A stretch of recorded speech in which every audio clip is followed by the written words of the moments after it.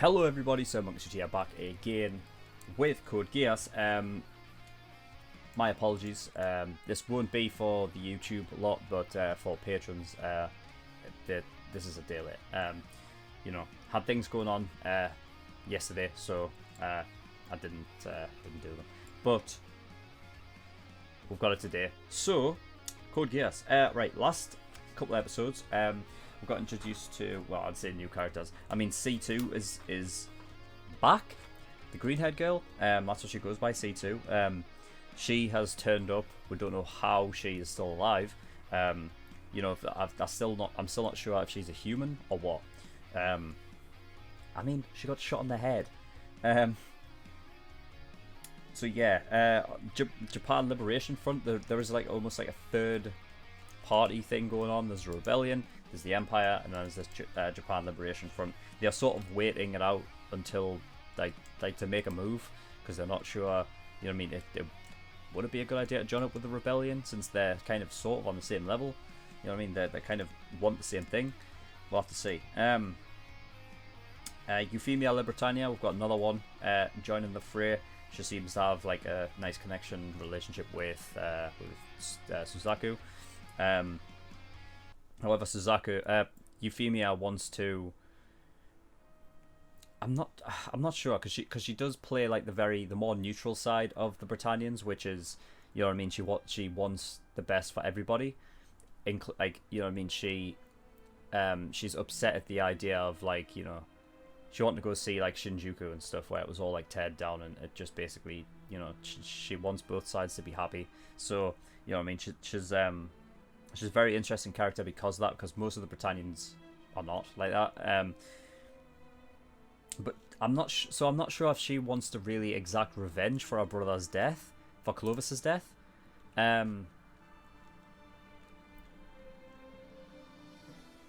But she probably wants to seek justice for it, and because obviously it was Lelouch that did it, Suzaku is obviously great with both of them. If that ever comes to an impasse, I'm just wondering how it will go down. I think Suzaku would be very...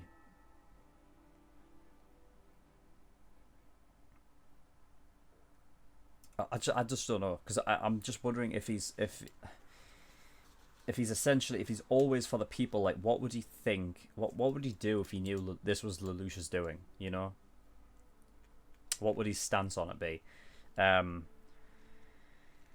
We'll have to see. But yes, Jeremiah, we've got him, who is essentially, I don't know what he's doing, but he's sort of like behind bars at the minute. They basically said, "Oh, right, you can still be a part of us, but you've been demoted 3 ranks.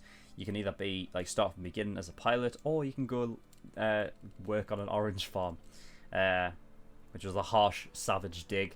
But you know, so I don't know. I imagine, I guess pilot.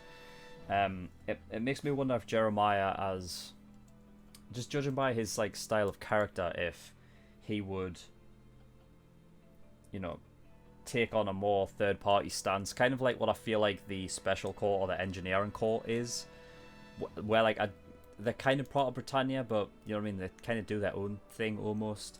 And obviously with Suzaku going out and saving Jeremiah, they might have that connection there.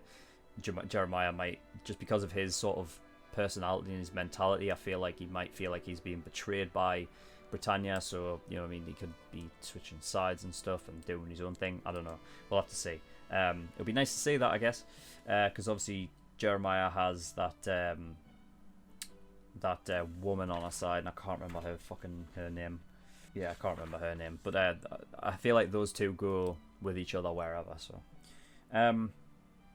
Cornelia as well, she's like a new one that's come in. She's also a Britannia, a Libertania family member, but she's more along the lines of like what I expect from the Libertania family. So obviously there's an interesting dynamic between her and Euphemia.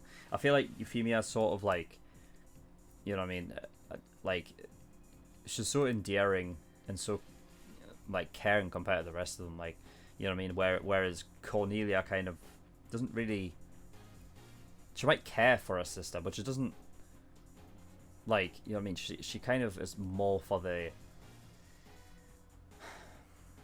power, it would seem. So yeah, we'll have to see. And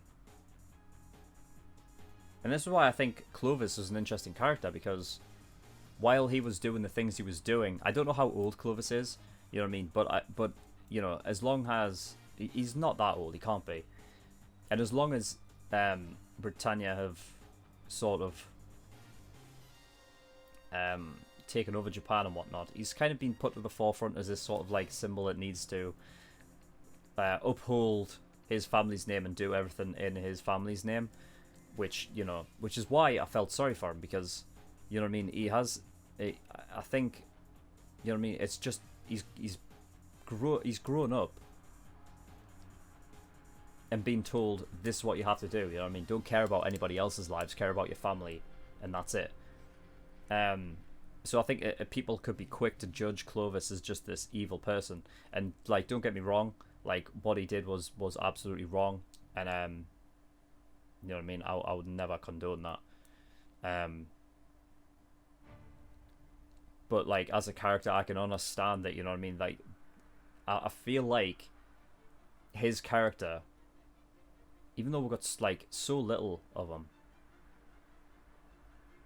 is a very interesting one, because if anything, he was not a threat, you know, to Lelouch.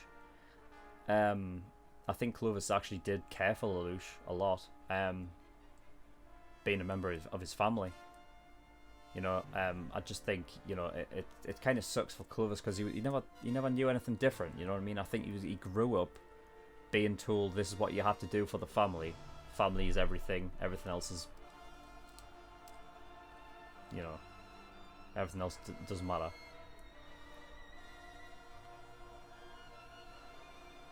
So he was always like put up on this sort of pedestal, looking down at people, you know. So I would never think it was his fault. So I'm kind of sad.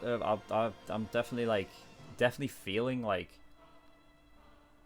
sort of an impact of his loss. Like, you know what I mean? Because when you look at all the other like Libertanias and stuff, aside from Euphemia, and it's like, fucking hell. Like, you know what I mean? Like, we've got all these cunts, and like Clovis is the one to die. You know what I mean? I don't know. I do get that feeling like Clovis was, you know what I mean, while obviously, yes, he gave that order and stuff, and like to like kill off like a lot of 11s and stuff like that, you know what I mean? I feel like at the end of the day, it wasn't his fault the way that he was. I feel like he was sort of like nurtured and molded into this figurehead, you know what I mean? Just like kind of what the emperor or king, I believe they did call him emperor, so I'll call him an emperor. I wasn't sure if it was a king or not, because princes and princesses kind of go along line with king and queen as opposed to emperor, but they called him an emperor, so I guess I'll go with emperor. So the emperor doesn't really care for his children, and I feel like Clovis is just another example of that. I think he didn't care. Like I said at the end of the last episode, he used his funeral as a way to not talk about Clovis in any respectable way, but just, you know what I mean, oh no, this is just, you know what I mean, this just goes to show why the Empire needs to do its thing, and just used it as a speech to big up his own fucking ego and his empire, you know, which just goes to show he doesn't care. He doesn't care about Clovis and whatnot, and honestly I feel like Clovis is hard done by in his life. And finally, I normally do this if I'm editing like a video. You know what I mean? I pick up stuff that I didn't pick up while I was watching the first time round. So I didn't talk about this last episode, but I wrote down Lelouch has a Geass, right? And it's the power of the king. Now we have this sort of symbolism with chess and whatnot, power of the king, to order people, right? And that's how that Geass works.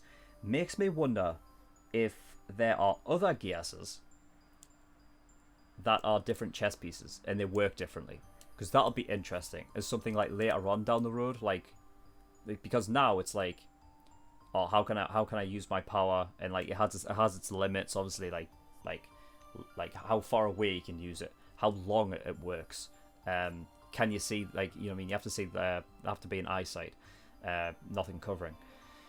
So, you know what I mean, for a while I feel like this could get away with just being that, and that's the only Geass and whatnot, and then when like it feels like it's going a bit too well for him, introduce other Geasses in there, differences happen, you know what I mean, because of that. I feel like that's something that could happen, you know what I mean, like you could have a Geass that's power of the queen, or Geass that is power of the bishop, power of the, you know what I mean, and they all do different things. I'm just wondering if that was a case, and I just want to like get to it. I just want to mention it before it might get to it as a possible theory that could happen in the future, something that could happen then. But yeah, I was just wondering. So yeah, that is all to talk about. So without further ado, we're going to move on to episode 7, see what we got, shall we? So let's go. 8 years ago. Announcing Prince Lelouch v. Britannia, 17th heir to the Royal Britannian Imperial Throne. And his sister, the princess? I understand she was shot in the legs, and that she lost her sight. Blindness caused by trauma, though, isn't it? No difference. My mother, the Empress, is dead. Old news, what of it? What of it? You sought an audience with the Emperor of Britannia simply to inform me of that? Why didn't you keep Mother out of harm's way? You're the Emperor, the greatest man in this nation, if not the world. You should have protected her, and now you don't even visit Natalie! I've no use for that weakling. That weakling? That is what it means to be royalty. Now I don't want to be your heir. I give up my claim to the throne! You have always been dead to me, dead from the moment you were born. Who gave you the fine clothes you wear, a comfortable home, the food you eat, and your very life? All of those I have given to you. In short, you are nothing to me because you have never existed. I am sending you and Natalie to Japan. As prince and princess, you will serve well as bargaining tools. 7th generation nightmare freight, making its abilities far greater than normal. I understand that the Lancelot's pilot is an 11. That's correct, an honorary Britannian. However... I'm promoting this man from private to warrant officer. It's supposed to be a liberal school, but I was afraid you weren't fitting in well. Me too, I was expecting that. But I happened to run into an old friend there, and he smoothed everything out for me. Be sure you never take that friend for granted. If your friendship continues, your reunion won't have been coincidence, it will have been predestined. But an arranged marriage is so... I understand how much you want to reestablish the Ashford family. But, Mother, it's just that... All of you here participated in the Shinjuku disaster, is that correct? Yes, and we're indebted to you, Princess Cornelia, for your mercy. That's not what I'm asking. Do you think the conditions are similar? Huh? To those in Shinjuku? It appears that a full-scale assault will be launched in 2 hours. Consequently, power will be shut off. News is one thing, but why are we broadcasting the start time? Because they're trying to provoke Zero. Zero is a criminal with a flair for the theatrical. I've recreated the same conditions that existed in Shinjuku in order to draw him out. You're not falling for the enemy's provocation. They went to such trouble to invite me, though. The royal family members are competing with each other to see who will ascend the throne and become the next ruler. Or rather, they're being forced to fight by that man.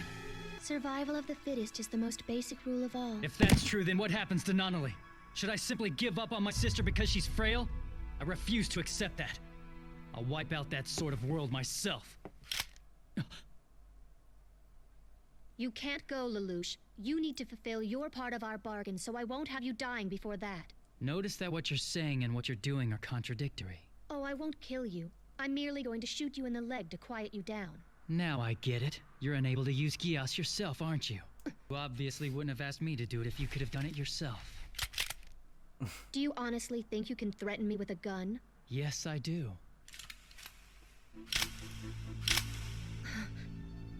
Until I met you, I was dead. An impotent corpse existing behind a false guise of life. If I'm condemned to go back to that, then I'd rather... Stop it! I see now. It's life without meaning.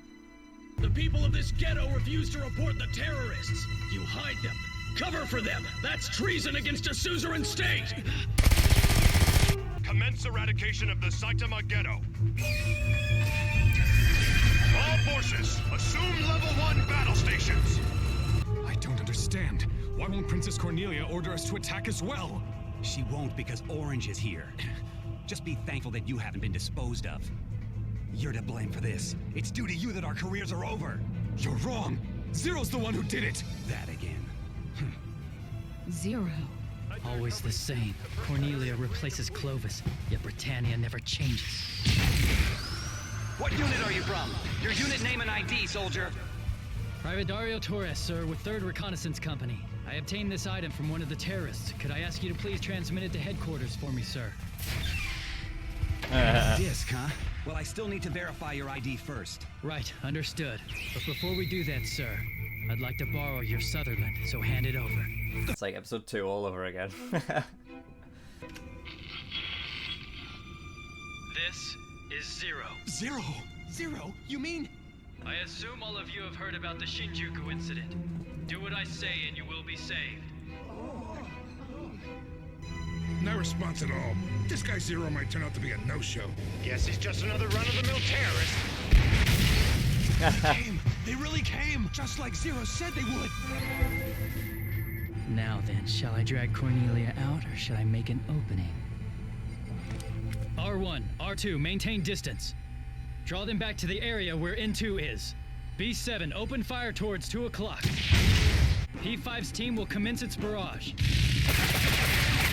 The enemy appears to be using Sutherlands captured from our own forces. Exactly the same as Shinjuku. Has there ever been any sign of Zero yet? Right, P3, take out the bridge and close down the route now.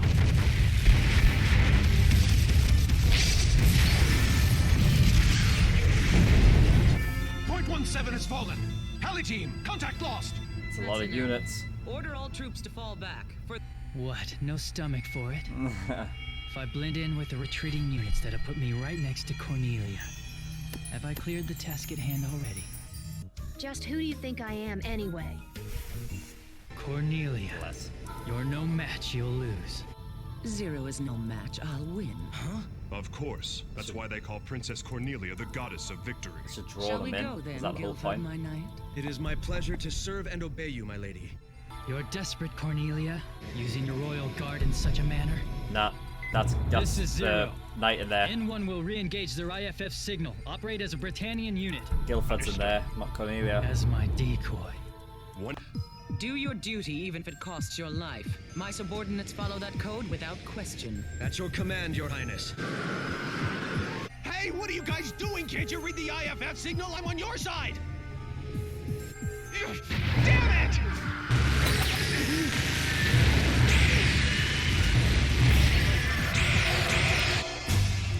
N2, transmit signal, then fall back to the hospital ruins. R1, R2, hold your positions. Fire only if attacked. They've transmitted another signal, which means one thing. They've set an ambush. Send in more Gloucesters and surround them. They're not following. No, damn it. R1, R2, abort the ambush and fall back at once. Abort! Prom, come in. P2, N3. Damn it. B1, B5, move in. Like hell! There's no way we can beat Cornelia's royal guard. That's a death sentence. I'm out. Hey, we surrender. We won't resist. Spare us. Kill them. P6, P8, what's happening? B7, circle around and cover in. Did they all give up because I got a prime target here. I'll take him out first. No, hold fire! That's a decoy! B7, that's an order! What do you mean? I got this bastard right in my sights. Fall back! They'll strike from above! B7, fall back! Fuck it out, idiot! Idiot. Eating this easily. But that's not how the game is supposed to go. This didn't work out the way it did in Shinjuku Zero. So are you still masquerading as one of us? We'll discover who you are shortly. Attention all Nightmare pilots. Open your hatches and reveal your faces. Oh, Cornelia! What do I do? If she gets me in a lineup, oh. without my mask, my identity will be exposed. Use my Geass. No, impossible. It won't work unless I look directly at them. The enemy is protected within nightmares. How do I turn this around? No. Would that work?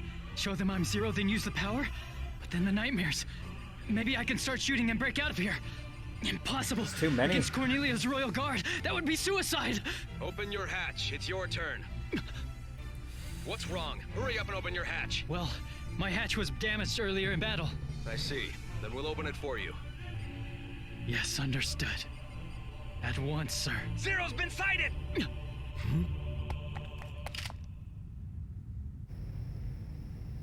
Aha! C2. I was right. Zero has a flair for the dramatic. No way! He fell! Your Highness, how do you want us to proceed now? Any likelihood it's a trap? Correct. If he intentionally revealed himself directly to his enemy, he must already have an escape route already in place. So self-preservation trumps all? Why did you rescue me? I told you already. I can't have you dying. I wouldn't have lost if the conditions were equal. You sore loser. If you're really that good, you should be able to set up conditions the way you want. I'll raise an army that can't lose to Britannia. A people. A nation! Oh, shit. Christ.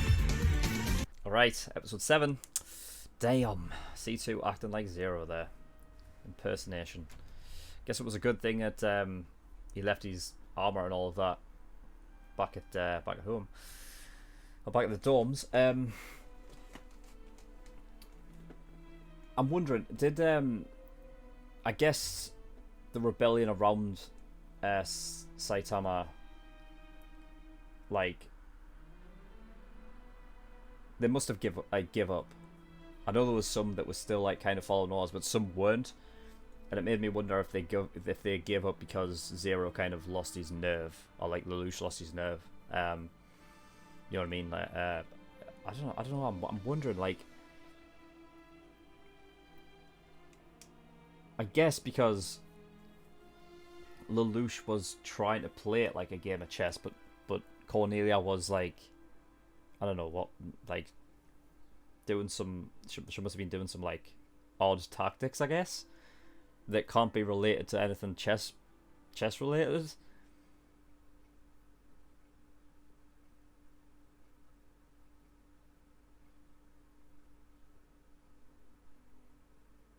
I find it interesting how he was like if it was on he said like if it was on equal footing, like, if you know what I mean. So,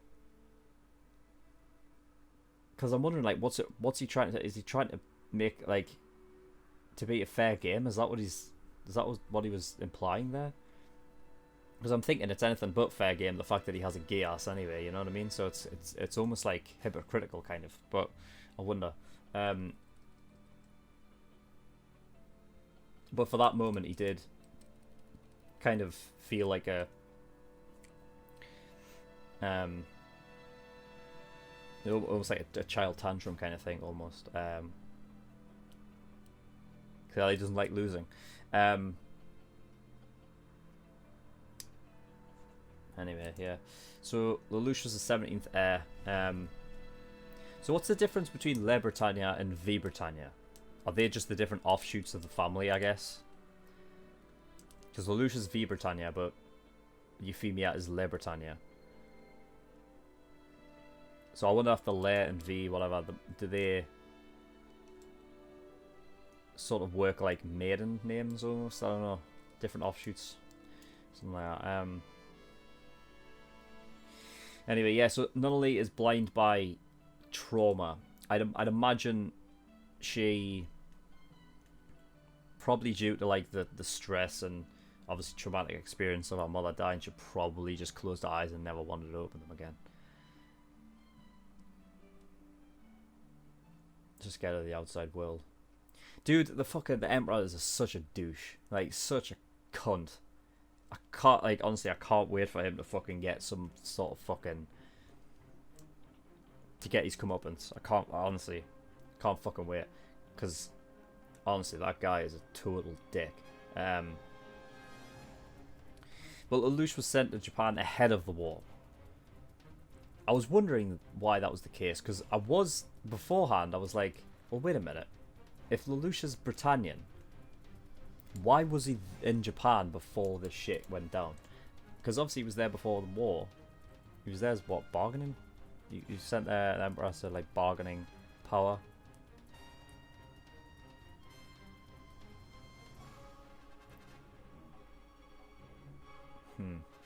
I don't know. So like, we sent there, what, about a year before shit went down.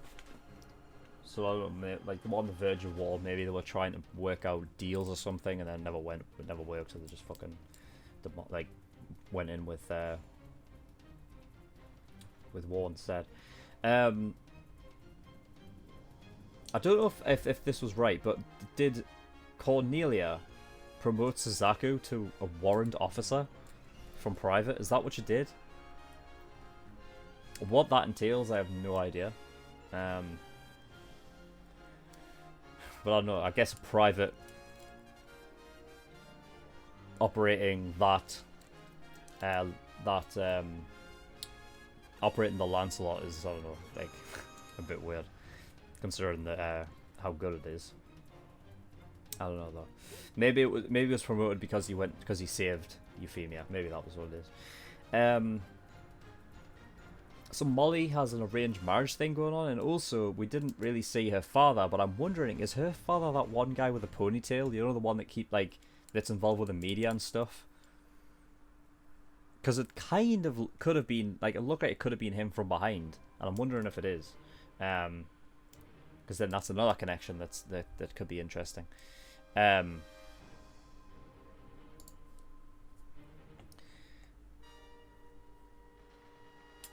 So yeah, very much interesting. See where this is going. There's a lot of different connections to different characters on both sides. So you know, it's if any of these connections, if any of it comes to an impasse where, you know, because of those connections, like, what will characters do if they know what's going on? You know what I mean? It's very interesting to see how that would work. I mean, I feel like the guy with the ponytail is like kind of in it for his own anyway, so you know. But it would be interesting to see to see a take of like what would happen if all of this came out in the open. But yeah. Anyway, yeah, that's episode 7. So we're gonna move straight on to episode 8 and see what we got. All right. So thank you everyone for watching. I'll see you all next time. Bye bye.